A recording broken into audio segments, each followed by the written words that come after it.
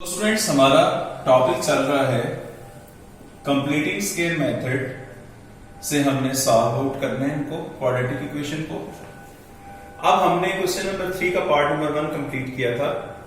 Remaining जो parts part number 2 part number 3 same उसी pattern पे ही करने हैं आपने। अब मैंने इसका पार्ट नंबर 4 लिया है कि जिसका स्टार्ट यानी इसके अंदर जो रियल नंबर्स दिए हुए हैं वो L M और N दिया हुआ है। पहले तो रियल नंबर्स क्योंकि जनरल फॉर्म में कोई भी हो सकते हैं, तो अब इसमें क्योंकि L M और N है इसलिए हमने इस सवाल को सिलेक्ट किया कि इसको हम सॉल्व आउट करते हैं। सबसे पहला काम स्टेप्स माइंड में होने चाहिए कि हमने सबसे पहला काम क्या करना है कि यहां से जो कांस्टेंट है N उसको हम इक्वल से दूसरी साइड पे शिफ्ट कर देंगे। ये प्लस n था, उधर जाके क्या हो जाएगा माइनस n। अगले स्टेप में ये था हमने ये देखना होता है कि जो स्टार्टिंग वाली रकम है यानी जो स्टार्ट में एक स्केयर के साथ है, जो कोफिशिएंट या रियल नंबर जो भी दिया हो, आया वो कंप्लीट स्केयर बनता है कि नहीं। तो L जो है वो किसी का स्केयर नहीं है बल्कि वो खुद एक रियल नंबर के तौर पे है। तो लिहाजा हम यहां से L को यहां से खत्म करेंगे और खत्म करने का तरीका यही होगा कि हम both sides divide both sides by L। L से हम डिवाइड करेंगे, LX square plus MX over L minus N over L।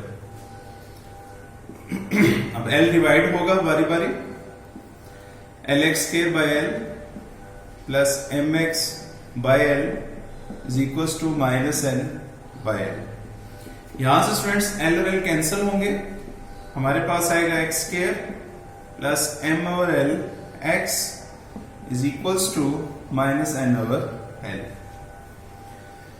अब स्टूडेंट्स हमारा एक पोर्शन कंप्लीट हुआ। अब हमारे पास ये फॉर्म बन गई कंप्लीटिंग स्केयर के हवाले से।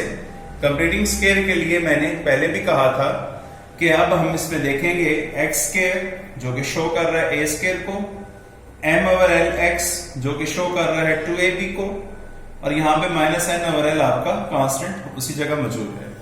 अब हमने यहां से b की वैल्यू को फाइंड आउट करना है। इसको अब हम लिखेंगे प्रॉपर फार्मूले की फॉर्म में, a का स्केयर प्लस 2, और ये प्लस शो कर रहा है कि a प्लस b का होल स्केयर होगा, प्लस 2 a की जगह x, b की मैंने स्पेस खाली छोड़ दी, स्क्वायर इज इक्वल्स टू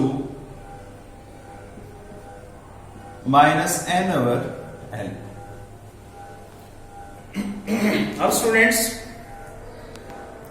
हम यहां से देखेंगे m बाय एल एक्स में से b की वैल्यू, और जो इसके लिए हमने सॉल्यूशन बताया हुआ है m बाय एल एक्स तो a की टर्म है, m बाय एल हमारे पास 2ab है बेसिकली। अब m बाय एल के लिए हम क्या करेंगे, हम m बाय एल को मल्टीप्लाई करेंगे 1 बाय 2 से। अब देखेंगे स्टूडेंट्स 1 बाय 2 से जब मल्टीप्लाई होगा m 1 से मल्टीप्लाई हो जाएगा, l 2 से मल्टीप्लाई होगा, हमारे पास टर्म आ जाएगी m ओवर 2l, और यही m बाय 2l हमारे पास क्या होगा, b की वैल्यू होगी m by 2l m by 2l। अब स्टूडेंट्स देखें 2 और 2 कैंसिल हो जाते हैं हमारे पास, और रिमेनिंग क्या बच जाता है m बाय l x जो कि रिक्वायर्ड है।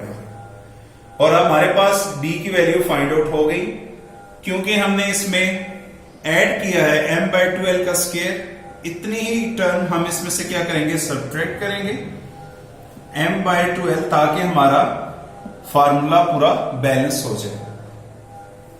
अब स्टूडेंट्स देखें यहां तक हमारा फार्मूला कंप्लीट हो जाता है। ये जो माइनस वाली टर्म है ये अब इक्वल से दूसरी साइड पे जाएगी,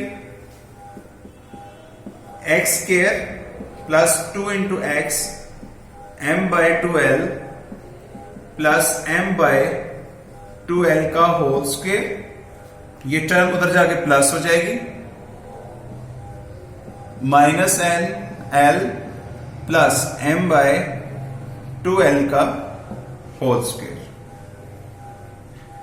अब स्टूडेंट्स देखें, इसको अब हम मजीद आगे सॉल्व करेंगे।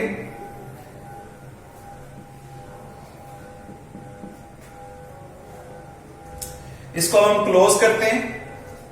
a की वैल्यू क्योंकि x है, b की वैल्यू हमारे पास m बाय 2l है, तो इसको हम क्लोज फॉर्म में लिखेंगे तो क्या आएगा, x plus m by 2l का होल स्क्वायर, और यहां पे इसको सॉल्व करें, minus n by l, m का स्क्वायर m स्क्वायर, 2l का स्क्वायर 2 का स्क्वायर 4 साथ 4l स्क्वायर, यानी आ जाएगा हमारे पास m square by 4l square. अब स्टूडेंट्स हम इसके फाइनल सॉल्यूशन की तरफ जा रहे हैं।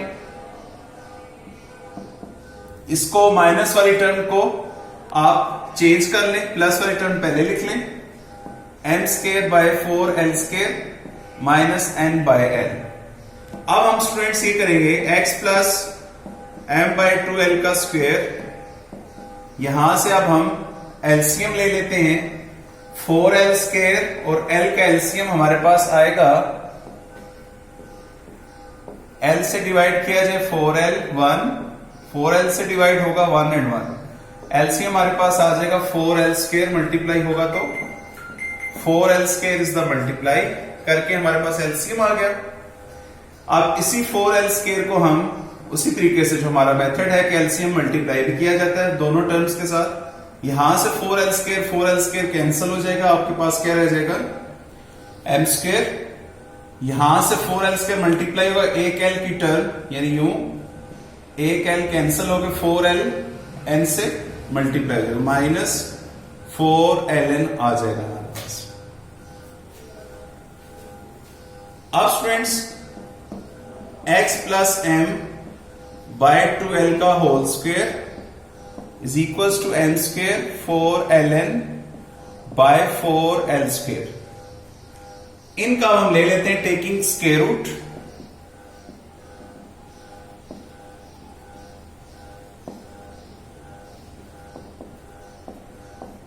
On both sides. Square root लेंगे हम,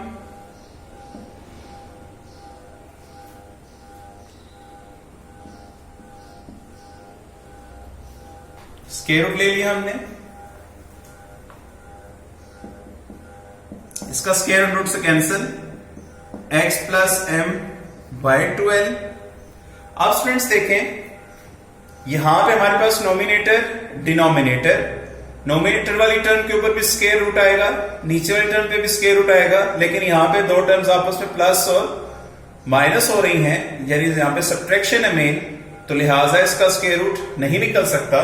हम इसके ऊपर स्क्वायर रूट वाली अलामत, यानी इसका जो साइन है, सिंबल उसकी रहने देंगे, जबकि 4l square is the complete square root है। किसका? 4 स्क्वायर रूट होता है 2 का, और l स्क्वायर का स्क्वायर रूट लेंगे तो l आ जाएगा हमारे पास, तो ये बन जाएगा 2l, और यहां पे क्योंकि इसका स्क्वायर रूट फाइंड आउट हो चुका है, इसके साथ प्लस माइनस आ जाएगा। अब स्टूडेंट्स यहां से जो प्लस हो, क्योंकि मेन x का सॉल्यूशन लेना है हमने, यहां पे जो प्लस हो रहा है m बाय 2l, ये इक्वल से दूसरी साइड पे जाएगा, x is equal to minus m by 2l plus minus m square minus 4ln divided by 2l। अब स्टूडेंट्स देखें, एक टर्म के साथ माइनस है, एक टर्म के साथ प्लस माइनस दोनों हैं, लेकिन दोनों के जो डिनोमिनेटर्स हैं, हम इसका एलसीएम लेंगे, इनका एलसीएम क्या आ जाएगा 2l, इसको अब हम लिखेंगे x स्क्वायर 2l, और ये जब मल्टीप्लाई होगा एलसीएम, यहां से भी 2l कैंसिल होगा, माइनस m आ जाएगा, यहां से भी 2l कैंसिल होके plus minus m square minus 4ln आ जाएगा। तो स्टूडेंट्स ये हमारे पास इसका आंसर होगा, इसको क्लोज करके लिख लें, क्लोज मींस क्लोज फॉर्म में लिखा हुआ है। अगर इसको हम थोड़ा सा एक्सप्लोर करें, एक्सपेंड करके लिखा जाए, क्योंकि प्लस माइनस के साथ है, एक दफा प्लस के साथ भी आएगा और माइनस के साथ भी आएगा। तो हमारा जो रिक्वायर्ड आंसर होगा x is equal to minus M plus M square minus 4ln divided by 12 and minus M minus under root M square minus 4ln over 12। तो स्टूडेंट्स ये हमारा रिक्वायर्ड आंसर होगा। अगर आप इस रिक्वायर्ड आंसर को यहां तक भी लिख दें तब भी आपका आंसर ओके है, आपका सॉल्यूशन कंप्लीट है। अगर हम इसको मजीद एक्सपेंड करके लिख देते हैं तब भी हमारे पास ये आंसर कंसीडर होगा।